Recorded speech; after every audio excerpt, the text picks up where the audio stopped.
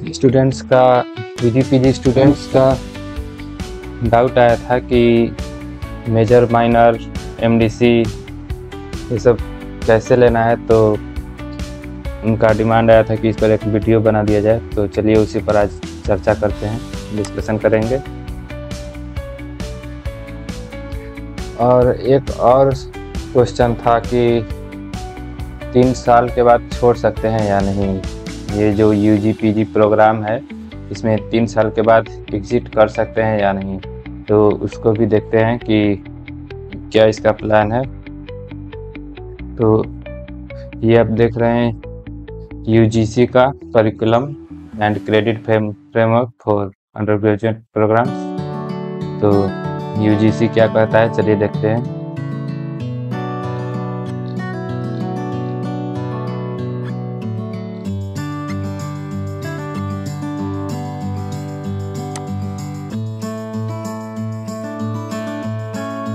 इसमें UG certificate students who opt to exit after completion of the first year and have secured 40 credits will be awarded a UG certificate।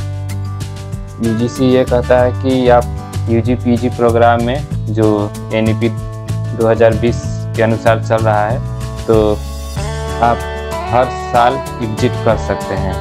ज़रूरी नहीं कि 3 साल पर ही exit किया जाए। अगर 1 साल पर भी आप एग्जिट करना चाहें, 2 साल पर भी, 3 साल पर भी, 4 साल पर भी, तो भी एग्जिट कर सकते हैं। उसके लिए आपको यूजी सर्टिफिकेट, डिप्लोमा, मतलब जितना पढ़िएगा उसके अनुसार आपको कुछ न कुछ दिया जाएगा। तो ये यूजी सर्टिफिकेट है। अगर आप 1 साल के बाद छोड़ देते हैं तो यूजी सर्टिफिकेट आपको मिलेगा, और अगर आप 2 साल के बाद छोड़ देते हैं तो यूजी डिप्लोमा।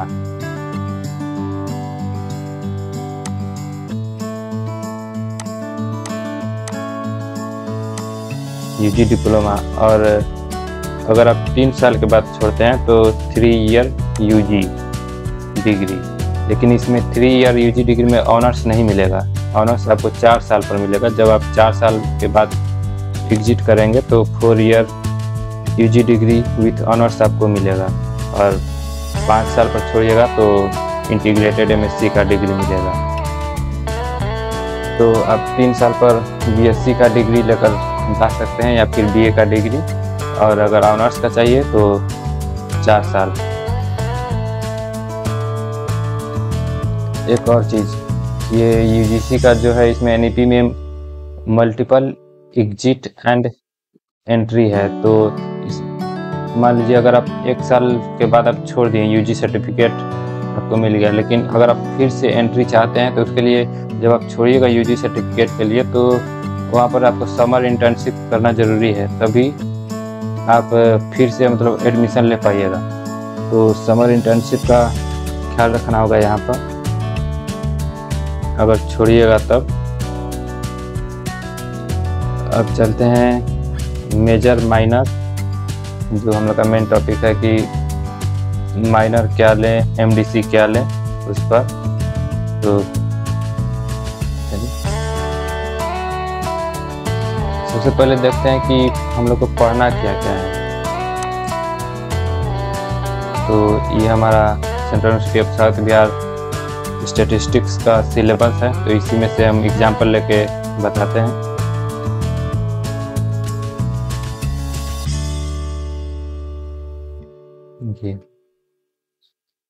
सबसे पहले तो पढ़ना है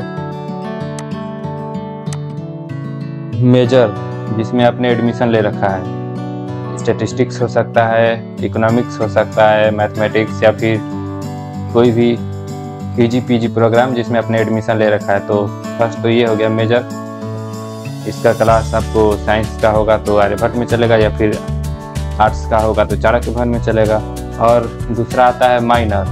तो इसमें क्या लें, तो माइनर में जो एनईपी कहता है और यूजीसी का जो गाइडलाइंस है एनईपी 2020 के तहत, तो उसमें ये बोला गया है कि माइनर में आप कुछ भी ले सकते हैं। यूजी पीजी प्रोग्राम में कोई भी सब्जेक्ट ले सकते हैं। पहले था कि आपको मैथमेटिक्स के साथ फिजिक्स केमिस्ट्री पढ़ना मैंडेटरी था, लेकिन अब एनईपी कहता है कि इसमें ज़रूरी नहीं आप कुछ भी ले सकते हैं। अगर आप ज्योग्राफी पढ़ना चाहें, इकोनॉमिक्स पढ़ना चाहें तो वो पढ़ सकते हैं। तो इसमें कोई मतलब इसमें छूट दे रखा है कि आप कुछ भी ले सकते हैं, लेकिन आप वही लीजिएगा जिसमें आपको जो कोर्स आपसे रिलेटेड हो या फिर जो आपको प्रॉफिटेबल हो, उसमें आपके कोर्स के मेजर से थोड़ा मिलता जुलता हो या फिर उसमें फ़ायदा हो, जिसमें वही लीजिएगा। और एक एमडीसी पढ़ना है। एमडीसी 3 सेमेस्टर चलेगा, फिर उसके बाद 3 सेमेस्टर यानी फर्स्ट ईयर और सेकेंड ईयर का 1 सेमेस्टर। तो उसके बाद ये एमडीसी हट जाएगा और ये एईसी, इसमें यहाँ पर इंग्लिश पढ़ाया जाएगा।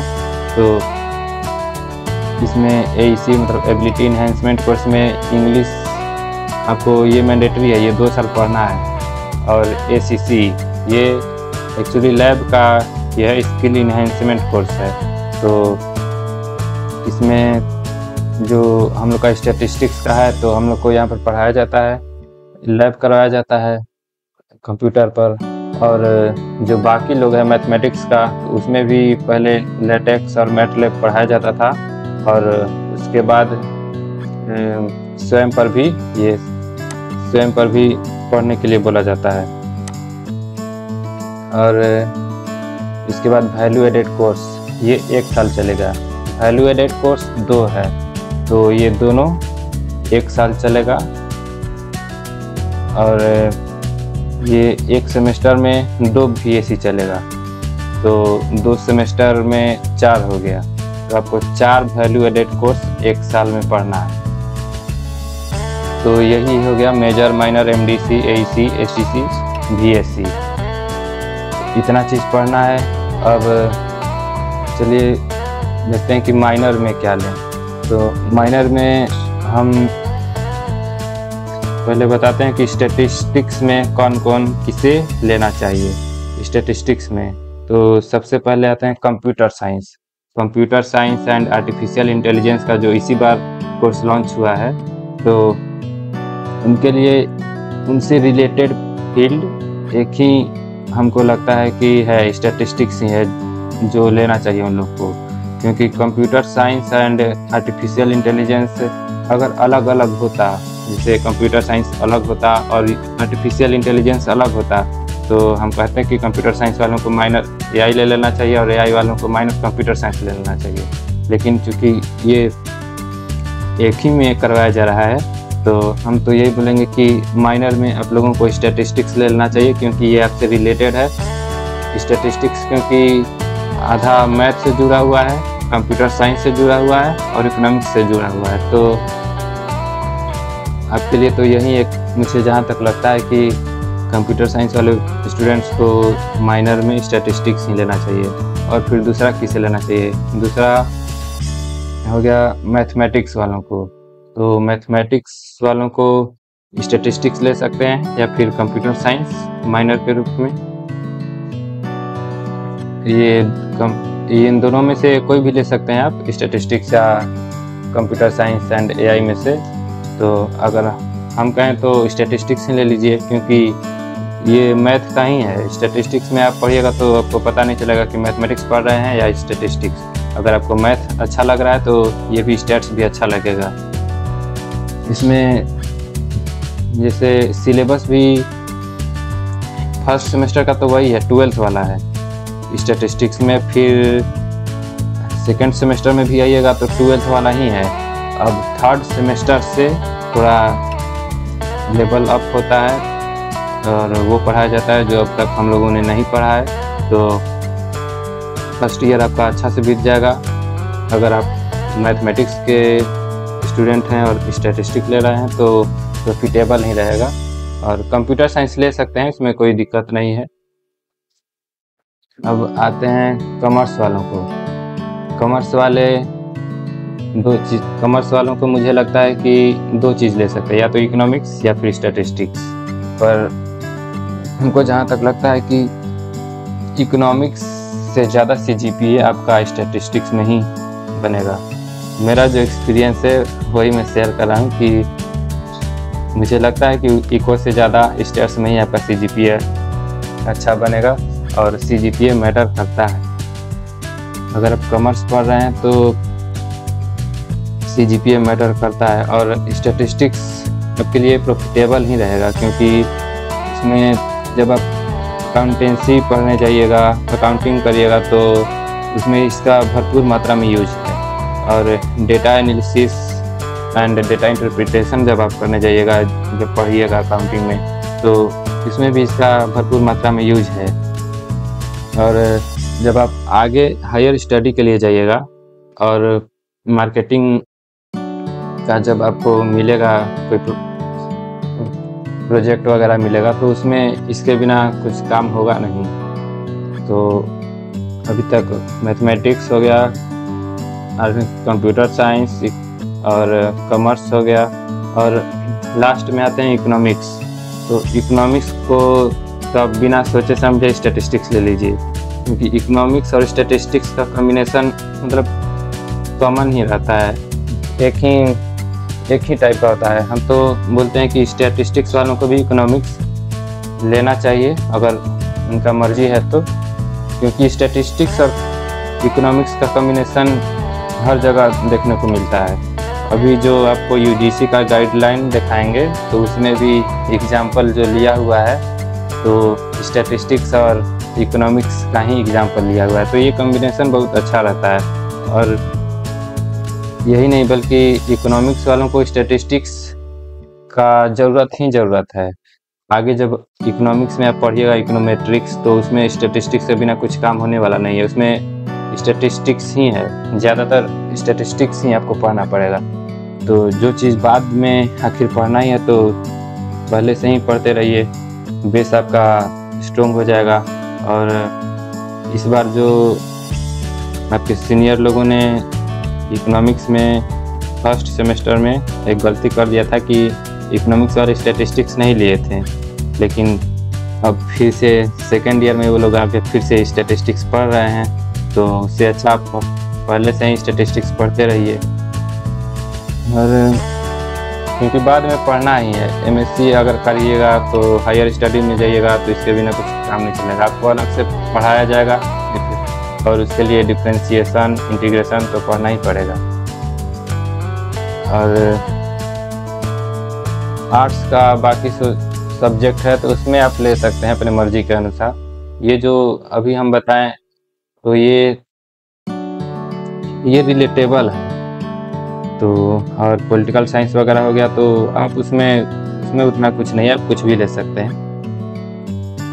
तो स्टैटिस्टिक्स अब तक बताएं कौन कौन ले सकता है। मैथमेटिक्स, आर्टिफिशियल इंटेलिजेंस वाले लोग, या फिर कंप्यूटर साइंस वाले, और कॉमर्स और इकोनॉमिक्स वाले, इतना लोगों को स्टैटिस्टिक्स लेना ही चाहिए जहाँ तक मेरा एक्सपीरियंस है। और बाकी लेने को तो आप कुछ भी ले सकते हैं, कोई यहाँ पर मैंडेटरी नहीं है कि यही लेना है या फिर नहीं लेना है। NEP कहता है कि आप कुछ भी ले सकते हैं, कुछ भी पढ़ सकते हैं। और दूसरा आ गया मल्टी डिसिप्लिनरी कोर्स। तो एक और जो लाइफ साइंस भी अभी आ रहा है, तो उसमें माइनर में आप क्या रख सकते हैं लाइफ साइंस वाले बच्चे। तो लाइफ साइंस में यहाँ पर बायोलॉजी का मतलब उतना कुछ नहीं है, तो बायोलॉजी इस बार फर्स्ट बार आ रहा है UG में, तो साइकोलॉजी रख सकते हैं, क्योंकि बायोलॉजी में यहाँ ज़्यादातर उतना कुछ है नहीं। MDC में देख लीजिए, मल्टी डिसिप्लिनरी कोर्स में। तो मल्टी डिसिप्लिनरी कोर्स में अगर आपका मेजर स्टैटिस्टिक्स है, माइनर मैथ है या फिर इकोनॉमिक्स, तो मल्टी डिसिप्लिनरी कोर्स इन दोनों से अलग रख सकते हैं। याद रहे कि मेजर वाले चीज़ आप MDC में नहीं रख सकते हैं। जैसे स्टैटिस्टिक्स हमारा मेजर है तो हम MDC में स्टैटिस्टिक्स नहीं ले सकते। अगर मेजर में हमारा मैथमेटिक्स है तो MDC में हम मैथमेटिक्स नहीं रख सकते, आपको दूसरे डिपार्टमेंट में MDC लेना पड़ेगा। तो जैसे अगर मान लीजिए स्टेट्स वालों को, तो स्टेट्स वालों को MDC में क्या रखना चाहिए, मैथ रख सकते हैं या फिर इकोनॉमिक्स रख सकते हैं। स्टैटिस्टिक्स वाले अगर माइनर में मैथ रख रहे हैं तो हम बोलेंगे कि एमडीसी में इकोनॉमिक्स रख लीजिए, और स्टेट्स वाले अगर माइनर में इकोनॉमिक्स रख रहे हैं तो मैथ रख लीजिए एमडीसी में। इसी तरह आप मिला सकते हैं। और एमडीसी में मतलब आप कुछ भी रख सकते हैं। ये 3 सेमेस्टर का कोर्स है, 3 क्रेडिट का, और 3 कोर्स मतलब 3 सेमेस्टर का है तो 9 क्रेडिट का हो गया। तो कोशिश करिएगा कि एक ही एमडीसी तीनों सेमेस्टर में रखें। इससे फ़ायदा ये होगा कि एक ही एमडीसी पढ़िएगा तो जो टीचर वाला जो बहाली आता है तो उसमें ऐसा हमको सुनने को मिला कि उसमें मतलब अच्छा रहता है, उससे भी आप टीचर बन सकते हैं। तो कोशिश करिए कि एमडीसी एक ही सब्जेक्ट रखें। और फिर वैल्यू एडेड कोर्स का क्लास और एबिलिटी एनहांसमेंट कोर्स का क्लास विवेकानंद भवन में चलेगा। वैल्यू एडेड कोर्स 2 क्रेडिट का है, ये भी 2 एबिलिटी एनहांसमेंट कोर्स यानी इंग्लिश भी 2 क्रेडिट का है। इसमें एक बात और बताते हैं, यहाँ पर क्रेडिट को मत भूलिएगा। ये क्रेडिट जो मेजर 4 क्रेडिट का है, माइनर 4 क्रेडिट का है। तो इसका मतलब ये है कि आप 50 नंबर मेजर में लाएं और 100 नंबर इंग्लिश में लाएं, दोनों बराबर है। तो मेजर पर ज़्यादा ध्यान दीजिएगा। ये सब इंग्लिश और बीएससी वगैरह को पास होने पर रखिए, क्योंकि मेन यहाँ पर मेजर है। यहाँ पर थोड़ा सा मार्क्स ज़्यादा मैटर करता है सीजीपीए बनाने में। हम अभी आपको बताएंगे कि सीजीपीए कैसे बनता है। फर्स्ट ईयर में ये जो एनईपी है तो इसको समझने में ही स्टूडेंट्स को बहुत दिक्कत होता है। तो वो लोग सोचते हैं कि इंग्लिश में ज़्यादा नंबर ला दे और मेजर में थोड़ा सा हार्ड पड़ रहा है तो इसको बैलेंस किया जाए, लेकिन ऐसा बहुत गलती हो जाता है इससे। तो अभी आपको बताएंगे कि सीजीपीए कैसे निकलता है। वहाँ पर क्रेडिट का भी ध्यान रखना चाहिए। और माइनर का हो गया। एमडीसी भी आप कुछ भी ले सकते हैं, बस अपने डिपार्टमेंट में नहीं लेना चाहिए। जो आप मैथ से हैं तो मैथ में मत रखिए।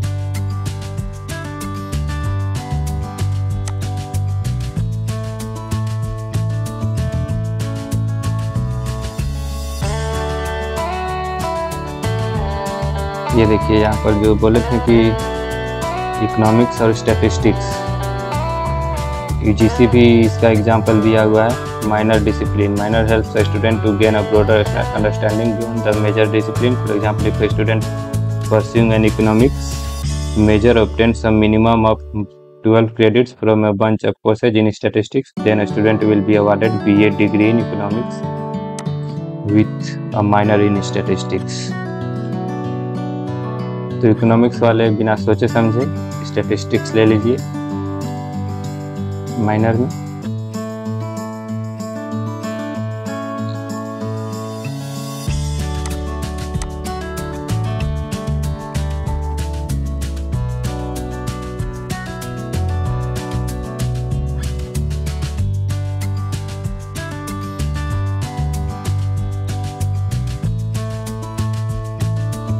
ये मिनिमम क्रेडिट रिक्वायरमेंट है डिग्री के लिए कि आपको जब डिग्री मिलेगा तो उसमें मिनिमम कितना क्रेडिट के पास होना चाहिए। जैसे मेजर 3 साल बाद अगर आप छोड़ कर जाते हैं तो मेजर में मिनिमम 60 क्रेडिट होना चाहिए, माइनर में 24 क्रेडिट होना चाहिए, एमडीसी में 9 क्रेडिट यानी 3 सेमेस्टर में तीनों होना चाहिए। और ये पढ़ लीजिएगा। ये पीडीएफ हम सेंड कर देंगे अपने व्हाट्सएप ग्रुप में, आप वहां से ले लीजिएगा।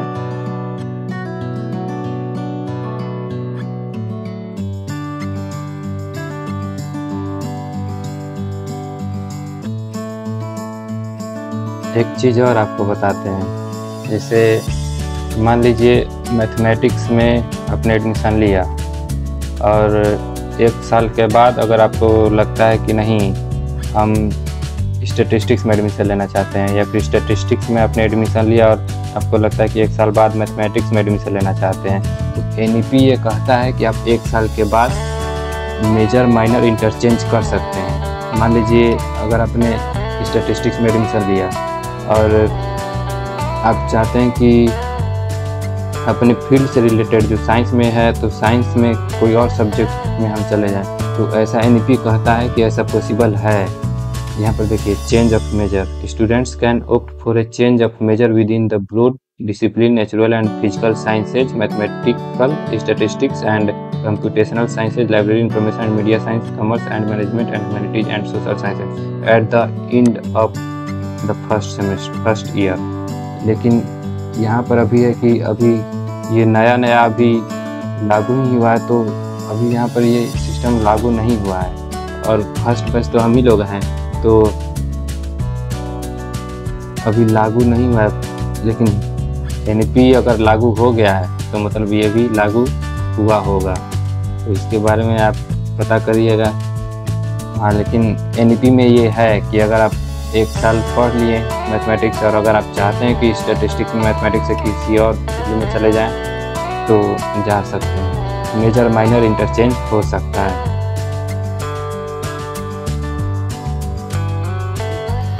आप इसको पढ़ लीजिएगा अच्छा से, हम इसको व्हाट्सएप ग्रुप में अपने सेंड कर देंगे।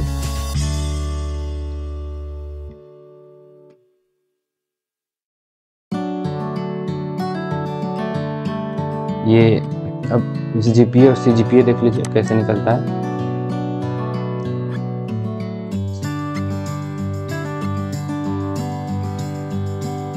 SGPA मतलब आपका सेमेस्टर में जो रिजल्ट आएगा आपका, तो वो SGPA हो जाएगा, और CGPA ओवरऑल एवरेज हो जाएगा, जो अब तक का जितना भी आपका क्रेडिट बन चुका है तो वो CGPA हो जाएगा, क्युमुलेटिव ग्रेड पॉइंट एवरेज, और semester grade point average SGPA। तो पहले SGPA को समझते हैं, फिर CGPA को समझेंगे। SGPA का जो यहाँ पर UGC ने फार्मूला दिया हुआ है, समेशन CI इंटू GI अपन समेशन CI। CI यहाँ पर है क्रेडिट का और GI यहाँ पर है ग्रेड का। CI is the number of credits of the ith course and GI is the grade point scored by the student in the ith course. ये जो CI है क्रेडिट, जो हम बताए थे कि वो 4 क्रेडिट का है, ये 2 क्रेडिट का है, VSC 2 क्रेडिट का है, मेजर 4 क्रेडिट का है, माइनर 4 क्रेडिट का है, तो वही यहाँ पर ये CI है। और GI ग्रेड पॉइंट का मतलब कि मान लीजिए आपका 80 नंबर आया या फिर मान लीजिए 83 नंबर आया, 83, तो 83 आया तो इसका जो ग्रेड पॉइंट होगा ये 9 होगा। ये 81 से लेके 90 तक का कितना भी मार्क्स है तो ये ग्रेड पॉइंट 9 ही होगा। तो अगर 83 मार्क्स आया है और वो क्रेडिट 4 का है, जैसे मेजर में आपका 83 मार्क्स आया है, तो 83 नहीं, उसका ग्रेड पॉइंट हो जाएगा 9, तो 9 इंटू 4 और अपन में इसी तरह सब समेशन कर दीजिएगा आप, जितना क्रेडिट का है और जितना ग्रेड पॉइंट है उसको मल्टीप्लाई करके समेशन कर दीजिएगा और डिवाइडेड बाय समेशन क्रेडिट, जो पूरा कोर्स कितना क्रेडिट का है। जैसे आप लोग का फर्स्ट ईयर का 20 क्रेडिट का है, तो यहाँ पर 20 क्रेडिट आएगा, 20 आएगा और यहाँ पर ग्रेड पॉइंट इंटू क्रेडिट। जैसे यहाँ पर एग्जांपल देके समझाया गया है, जैसे ये 4 क्रेडिट का कोर्स 4 क्रेडिट का है, तो ये और ग्रेड पॉइंट 7 है, 7 ग्रेड पॉइंट का मतलब 60 to 70, 61 to 70, इन्हीं के बीच आपका मार्क्स आया होगा। और 4 क्रेडिट का है तो 7 चौके 28 मार्क्स, 28 हो गया आपका क्रेडिट पॉइंट। और इसी तरह कोर्स 1 6 कोर्स का जब आप समेशन करिएगा तो 139 आ गया, तो SGPA 139/20 कहाँ से आया, ये समेशन क्रेडिट वाला, तो 6.95 CGPA आपका बन गया। इसी तरह आप बना सकते हैं। तो क्योंकि यहाँ क्रेडिट पर डिपेंड कर रहा है, तो आप कोशिश करिए कि जो 4 क्रेडिट वाला है, ज़्यादा क्रेडिट वाला है, तो उस पर ज़्यादा ध्यान दें। तो ये CGPA आपका निकलेगा समेशन CI इंटू SI अपन समेशन CI से। तो ये CGPA का मतलब एक तरह से एवरेज ही हो गया। अगर फर्स्ट सेमेस्टर में आपका जितना SGP आया और सेकंड सेमेस्टर में जितना SGP आया, तो दोनों का एवरेज ले लीजिएगा तो CGPA निकल जाएगा।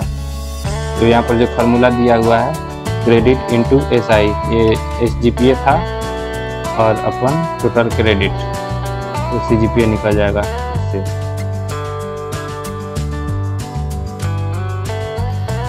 देखिए यहाँ पर एग्जांपल दिया हुआ है 6.73 CGPA। ये किसका है? मान लीजिए फर्स्ट ईयर में 21 इंटू 6.9 CGPA होगा।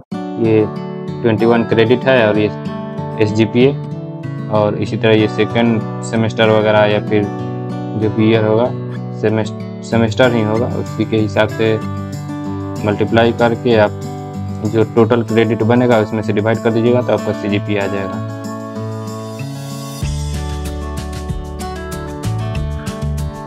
ये एक्नॉलेजमेंट देख सकते हैं आप, UGC को बनाने में किनका योगदान है। Document on curriculum and credit framework and request program presented with the help of expert committee compromising professor RP Tiwari, vice chancellor central university of Punjab, professor HCS Rathore, former PC central university of south Bihar. ये professor HCS Rathore हमारे ही university के VC, ये former भी हैं और बहुत अच्छे VC हैं, VC थे। अब यहाँ के नहीं, अब दूसरा कोई है VC, लेकिन ये पहले वाले जो थे VC ये बहुत अच्छे थे, राठौर सर। यहाँ पर इन्होंने भी अपना कंट्रीब्यूशन दिया है UGC के गाइडलाइंस को फ्रेमवर्क करने में, तो समझ सकते हैं हमारे यूनिवर्सिटी के बारे में। और स्टैटिस्टिक्स का सिलेबस हम आपको सेंड कर देंगे अपने व्हाट्सएप ग्रुप में, आप वहाँ से डाउनलोड कर लीजिएगा। जैसे कि यहाँ पर है लिखा हुआ है, फर्स्ट सेमेस्टर में आपको पढ़ना डिस्क्रिप्टिव स्टैटिस्टिक्स एंड प्रोबेबिलिटी, और माइनर वाले भी यही पढ़ेंगे। और MDC जो दूसरे डिपार्टमेंट के स्टूडेंट्स स्टैटिस्टिक्स में आके MDC लेंगे वो लोग पढ़ेंगे एलिमेंट्री स्टैटिस्टिक्स। और AC ये इंग्लिश तो पढ़ाया जाएगा विवेकानंद भवन में, इंग्लिश डिपार्टमेंट के द्वारा। ACC स्टैटिस्टिक्स के ही डिपार्टमेंट के सर लोग पढ़ाएंगे। ये ACC अपना होता है अपने डिपार्टमेंट का। और BSc हम लोगों को पढ़ाया गया था ज्योग्राफी डिपार्टमेंट के द्वारा, और फिजिकल एजुकेशन, कंप्यूटर साइंस और इन्वायरमेंटल साइंस डिपार्टमेंट के द्वारा। तो इस बार भी वैसे ही चलेगा। और सेकेंड सेमेस्टर में स्टैटिस्टिक्स में एडवांस प्रोबेबिलिटी थ्योरी पढ़ना है, और जो सेकेंड सेमेस्टर में MDC लेंगे उनको प्रोबेबिलिटी एंड स्टैटिस्टिक्स पढ़ना है। और माइनर वालों को भी एडवांस प्रोबेबिलिटी थ्योरी जो सेकेंड सेमेस्टर में लेंगे। और थर्ड सेमेस्टर में आपका एक मेजर बढ़ जाएगा, फर्स्ट ईयर के बाद एक मेजर बढ़ जाएगा। मेजर देखिए यहाँ पर 2 मेजर हो गया, स्टैटिस्टिकल इन्फ्लुएंस और प्रोबेबिलिटी डिस्ट्रीब्यूशन। और माइनर में आप प्रोबेबिलिटी डिस्ट्रीब्यूशन आपको ऑफर किया जाएगा। और एलिमेंट्री स्टैटिस्टिक्स फिर से MDC में। अब इसके बाद थर्ड सेमेस्टर के बाद MDC आपको देखने को नहीं मिलेगा। देखिए फोर्थ सेमेस्टर इसमें MDC देखने को नहीं मिलेगा, और इसमें मेजर 1 2 3 4 मेजर हो गया इसमें। तो हम इसको सेंड कर देंगे। आई होप आपको डाउट क्लियर हुआ होगा। अगर अभी भी डाउट रह गया तो कमेंट सेक्शन में आप लिख सकते हैं, या फिर हमसे डायरेक्ट कांटेक्ट कर सकते हैं, shivam.gupta@gmail.com ईमेल कर सकते हैं, और या फिर इंस्टाग्राम पर मैसेज कर सकते हैं। और व्हाट्सएप चैनल फॉलो कर लीजिए, उसी पर हम इसको सेंड कर देंगे। Thank you.